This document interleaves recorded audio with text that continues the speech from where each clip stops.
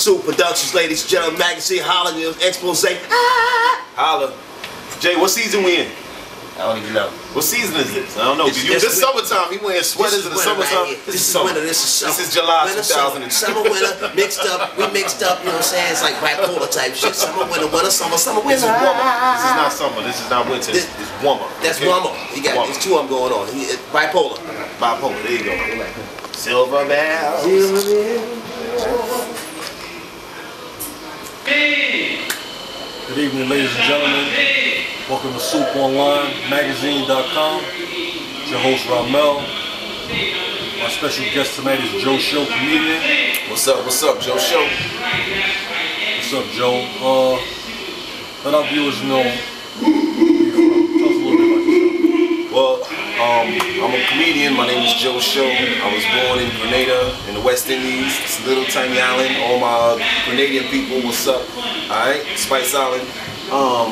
I'm from Brooklyn, New York, alright, because I've lived in Brooklyn all my life, so that's all I know is Brooklyn things, okay? And been doing comedy, rocking out, the grind of it, you know what I'm saying? I'm finally at that level where, you know, my name is ringing bells and I'm out there. So that's just me, you know. Look for me, you'll see me a lot of me on 2012 on your TV screen and at a club near you. You know, that's all I can say, man. Just doing it, you know. Alright, so you're working on a lot of big name comedians. 8 years you've been in the game. Tell me who are some of your influences and some of the comedians you enjoy working with.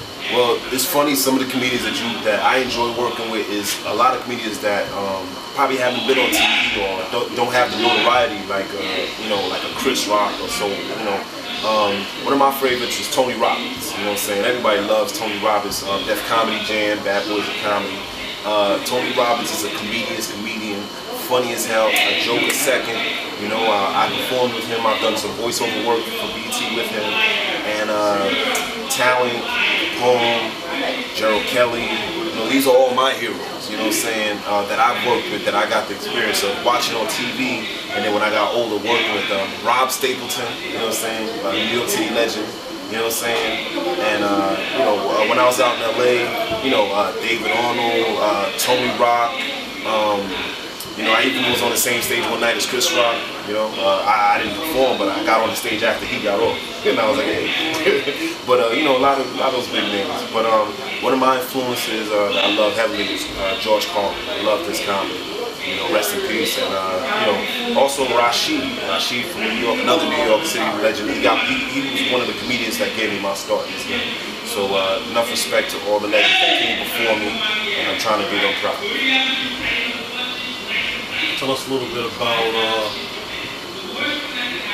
the grinding part, and we see the finished result of your work, your dedication. But we don't know what it takes to become a comedian, a funny man. We don't know what that entails, what that job is like. Well, a lot of people say grind, but the grind is really just all the things that they don't see when you're off stage, like the drama in your life, bills to pay, you know what I'm saying, kids to feed, and everything that you do in between the stage and get into the show. You know what I'm saying? Sometimes as comedians, you know, we may have to travel a long way to get to a show. That's all a grind, you know what I'm saying? We gotta, you know, we gotta do a whole lot to hit that stage.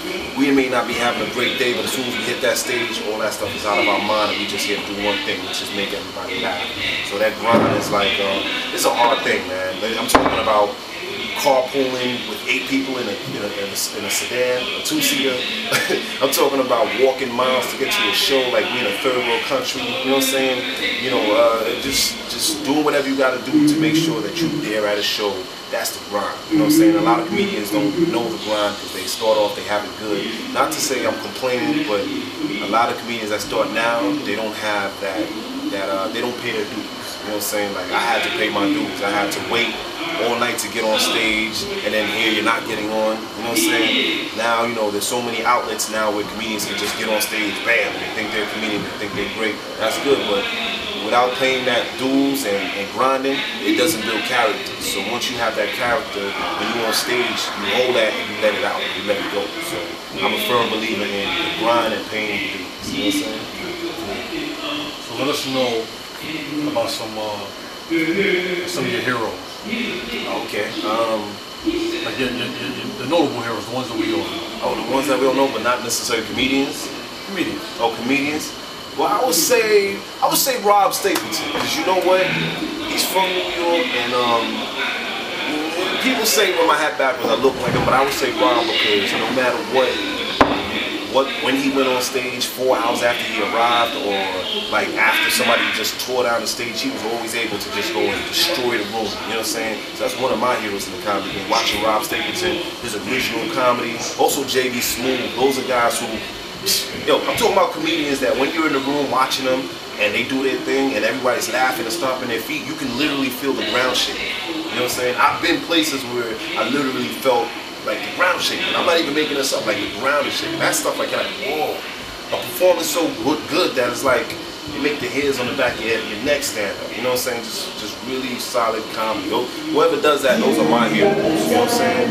Ray Lukowski's of the game, Rip Michaels, you know, all these guys. Rip Michaels is another person I should say I gotta give a lot of credit to, because he gave me my start. You know, I was unfortunately, you know, I had a period in my life where, you know, I got in trouble. I went to jail and stuff like that. And when I got out, Rip was one of those guys who was like, yo, here's $100, man. Get on stage, do your thing. At one of the Long Island's best spots, Giggles. You know what I'm saying? I'm talking about 500 people in the crowd. And, you know, I'm just coming home from jail and just rocking out. You know what I'm saying? Whereas nobody else was giving me a chance and messing with me. So I would say Rip Michaels is one of the comedians that's put it down and helped me out. Fonz Cassis as well. You know what I'm saying? These are all guys that you may not have seen on TV, but you should check them out. You know what I'm saying? Come to a live show, check them out, and they definitely bring it home for you every time. Now, you said jail. But we all have a past. I have a past before Shoot Magazine. No. Before On the Go Photos. No, really? I did 7 years in Fed. Wow. I came home in 2007. Wow, that's what's up. So I know a little bit about, you know, the side. You know, I was a bad boy for a long time. I was a bad boy for two seconds, and I was like, no, I'm not a bad boy no more. You know what I'm saying? Yeah. That's it. So it is. I tell you, music glorifies it and hip hop glorifies it, but that's not the place to be. You're away from your family. You know what I'm saying? They say when you go in, if you don't occupy yourself, you come back out mentally the same way you were in when you went in. You know what I'm saying? The same age you was when you went in. But while I was there, I took the time to read all about my favorite comedians. I've read books on screenwriting, screenplays. So I've written my own web series. I've written a couple of plays, a couple of also I have a movie I've written. You know what I'm saying? Just waiting for funding. I've been waiting for funding to get those things done. But you know, unfortunately, I had a bad situation, but it turned into a good situation. You know what I'm saying? Because I'm turning it around and I'm able to be here and do productive things. You know, a lot of my friends that grew up, they're not here. I'm pretty sure you know. You know what I'm saying? For a young upcoming comedian, you know, some less fortunate than you may have been, you know, some more fortunate than you may have been. What advice do you have for those young guys coming up?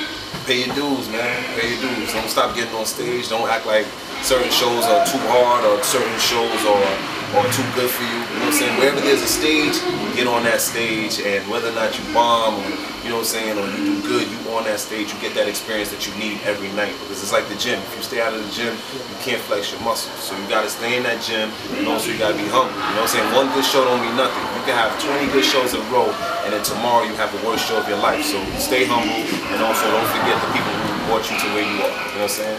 Comedians and people who are not comedians, your supporters, your family, your friends, everybody who supports you, you gotta show them love when you get to where you're going. That's what I do, man. That's why I'm here with a suit, you know?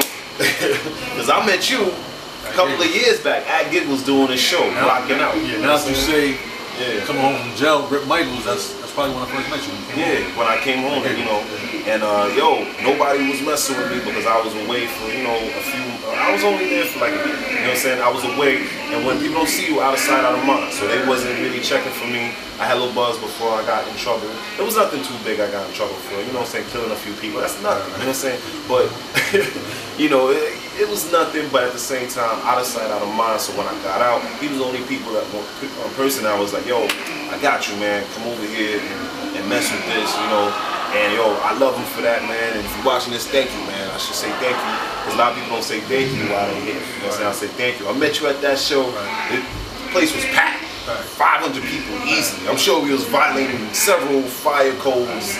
You know what I'm saying? The place was just packed and I destroyed it. You know what I'm saying? I had a great time and 10 times funnier than that one. You know what I'm saying? Where I'm at right now because I put the work in. You know what I'm saying? A lot of people don't put that work in, but I put the work in and you know, a lot of people don't recognize it, but the ones that do recognize it, thank you so much, y'all. You know what I'm saying? So it's just a good thing, man. That's why I'm always smiling. So I'm always smiling. Now, what do we have coming down the pipe for Joe's show? What's next? What's next? What's one of your 8 years you've been grinding for 8 years? Yeah. Tell us some of your most memorable times in comedy and some of the upcoming stuff you have coming. All right. Well, one of my most memorable times was performing for the troops one year. I performed at a naval base, and just to see that these people.